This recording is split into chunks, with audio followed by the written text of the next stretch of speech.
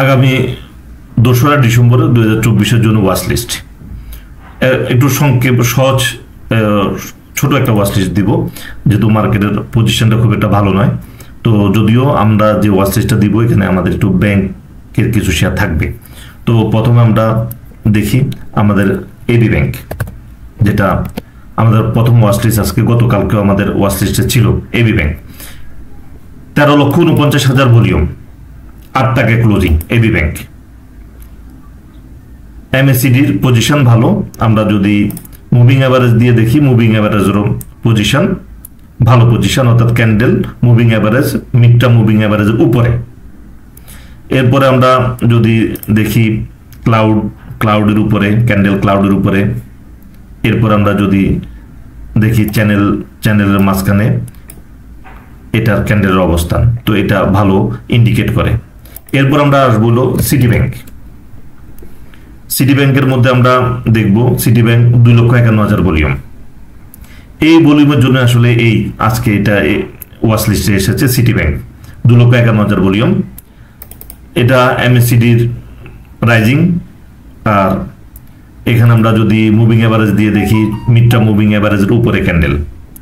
এবং আমরা যদি ক্লাউড দিয়ে দেখি, ক্লাউডের উপরে ক্যান্ডেল, ক্লাউডের উপরে ক্যান্ডেল। এরপর আমরা যদি চ্যানেল দেখি, চ্যানেলের মাঝখানে ক্যান্ডেল, এটাও ভালো। এরপরে আমরা দেখব সিএনএ টেক্সটাইল। সিএনএ টেক্সটাইলের মধ্যে আমরা দেখব 11,79,000 ভলিউম, 5 টাকা ক্লোজিং। সিএনএ টেক্সটাইল মাঝে কিছু ভলিউম ছিল ওই শেয়ারটার। তো এখানে আমরা যদি দেখি, এখানে 43 লক্ষ, এখানে যদি আমরা দেখি 36 লক্ষর ভলিউম, আজকে 11,79,000 ভলিউম এবং পজিটিভ।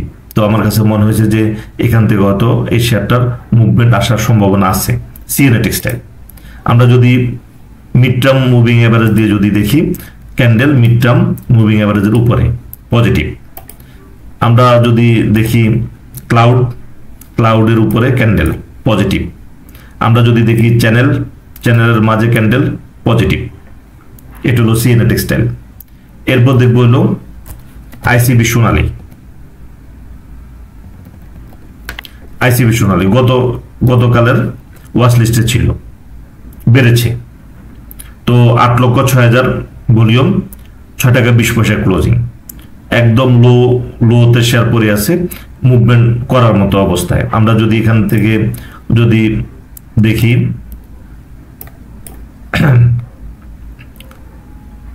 মুভিং অ্যাভারেজ দিয়ে দেখি, মিড টার্ম মুভিং অ্যাভারেজের উপরে ক্যান্ডেল অবস্থান করছে। আবার আমরা যদি ক্লাউড দিয়ে দেখি, ক্লাউডের উপরে ক্যান্ডেল। আবার এখানে যদি চ্যানেল দেখি, চ্যানেলের মাঝখানে ক্যান্ডেল।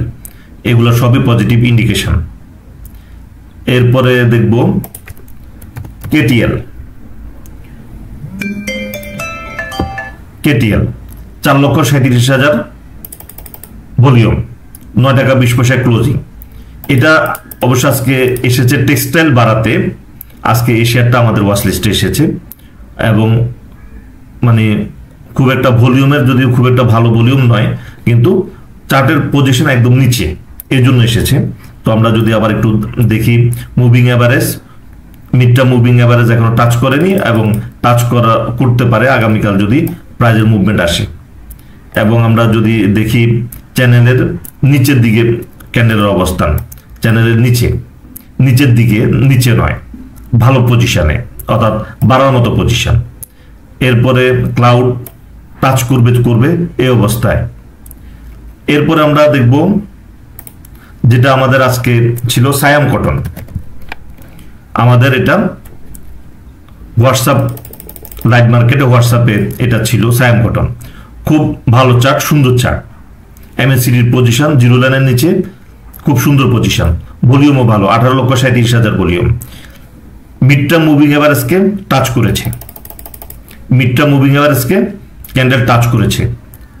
তো এটা অবশ্যই একটা ভালো ইন্ডিকেশন। এরপর আমরা যদি দেখি ক্লাউডকেও টাচ করেছে ক্যান্ডেল, এটাও ভালো ইন্ডিকেশন। এবং খুব সুন্দর জায়গায়, চ্যানেলের খুব সুন্দর জায়গায় ক্যান্ডেলের অবস্থান, এইটাও একটা ভালো ইন্ডিকেট করে যে এখান থেকে প্রাইস মুভমেন্ট হওয়ার। সায়াম কটন এটাকে আমরা একটু ভালোভাবেই অবজার্ভ করতে পারি। তো আজকে আমরা যে শেয়ারগুলো নিয়ে আলোচনা করলাম, গতকালকে এই শেয়ারগুলোর মধ্যে কিছু ছিল। এখানে আমরা সিটি ব্যাংক অনেকদিন পরে আমাদের মানে ক্যালকুলেশনে এসেছে। তো এটার একটা ক্যালকুলেশন বলে দিই। এটার যে 3 দিন আগের যে 11,81,000 ভলিউম ছিল, এটার যে মার্কেটের যে এখানে আর একটু ভলিউম হওয়া উচিত ছিল আজকে। তো যেহেতু এখানে যদি ভলিউম হয় নাই, সেহেতু বুঝতে হবে যে এখানে শেয়ার আর দেওয়ার মতো আসলে আর কেউ নাই। এই জন্য এই কারণে আমি এই ব্যাংকটাকে নিয়ে এসেছি, এবং আরো কয়েকটা ব্যাংক দেখেছি যেগুলো বাড়ার মুভমেন্টে, এবি ব্যাংকের মতো, সিটি ব্যাংকের মতো আরো কয়েকটা ব্যাংক ছিল, কিন্তু ওয়াচলিস্টটা বড় হয়ে যাবে এই জন্য এগুলো নিয়ে আসি নাই, শুধু এই দুইটাই নিয়ে আসলাম, এবি ব্যাংক এবং সিটি ব্যাংক।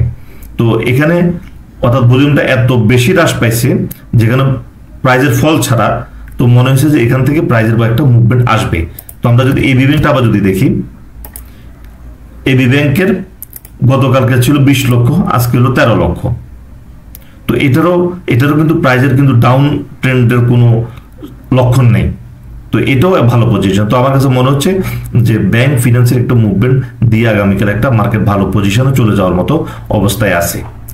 তো আমার আজকে যে ওয়াচ লিস্ট, এই ওয়াচ লিস্ট আশা করি আগামীকাল আপনারা ট্রেডের ক্ষেত্রে কাজে লাগাবেন, এবং আগামীকাল 2 তারিখ রাত 9টায় আমাদের ফ্রি লার্নিং সেশন আছে, এবং 5 তারিখে আমাদের কোর্স শুরু হচ্ছে। তো আমি আশা করব আপনারা ম্যাক্সিমাম আপনারা এখানে পার্টিসিপেট করবেন, যেটা হলো আগামীকাল যে ফ্রি লার্নিং সেশন, সেখানে অবশ্যই আপনারা অ্যাটেন্ড করবেন এবং কোর্স অবশ্যই করবেন। এখানে আমরা যে হারানো টাকা আমরা খুঁজবো এই কোর্সের মাধ্যমে। তো আশা করি আমরা সফল হব। তো আজকের আলোচনা এই পর্যন্তই, ধন্যবাদ।